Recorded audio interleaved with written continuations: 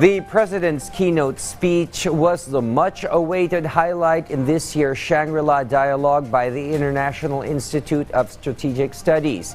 The WPS status quo of the president laid out as is a case study and challenge to defense officials and policymakers on how to manage, mitigate, and de-escalate tensions in the disputed waters or maritime territories while keeping faithful to the rule of law. Our Kenneth Paciente has the details live in Singapore. Good evening, Kenneth. Yes, William, President Ferdinand R. Marcos Jr. just made history by speaking at the prestigious Shangri-La Dialogue 2024 here in Singapore.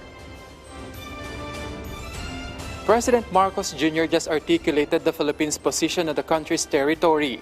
In his keynote speech at the International Institute for the Strategic Studies, or IISS, the chief executive again reiterated in front of global leaders and defense ministers the position of the Philippines in asserting its rights by following international law. The chief executive said the lines the Philippines has drawn in its territorial waters are not just made up or fabricated. In the West Philippine Sea, we are on the front lines of efforts to assert the integrity of the UNCLOS as a constitution of the oceans. We have defined our territory and maritime zones in a manner befitting a responsible and law-abiding member of the international community.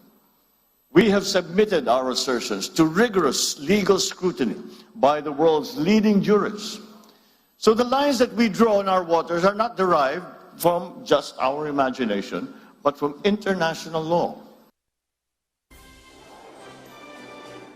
William, President Marcos Jr. also asserted the importance of the 1982 United Nations Convention on the Law of the Sea and the 2016 Arbitral Award that affirmed the right of the Philippines to its claims. The president also insisted that the country will not yield in defending what is rightfully ours.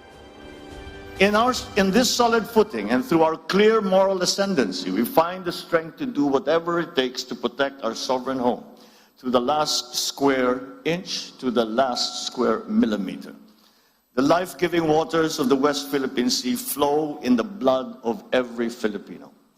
We cannot allow anyone to detach it from the totality of the maritime domain that renders our nation whole.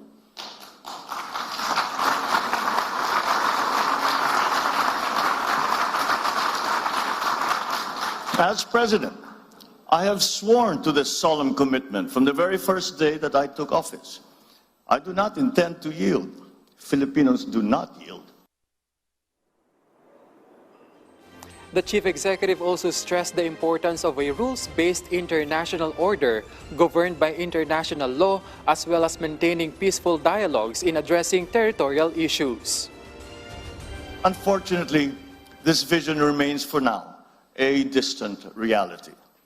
Illegal, coercive, aggressive, and deceptive actions continue to violate our sovereignty, sovereign rights, and jurisdictions. Attempts to apply domestic laws and regulations beyond one's territory and jurisdiction violate international law, exacerbate tensions, and undermine regional peace and security. But despite all this, the Philippines remains committed to the cause of peace upon which our constitutional order is premised.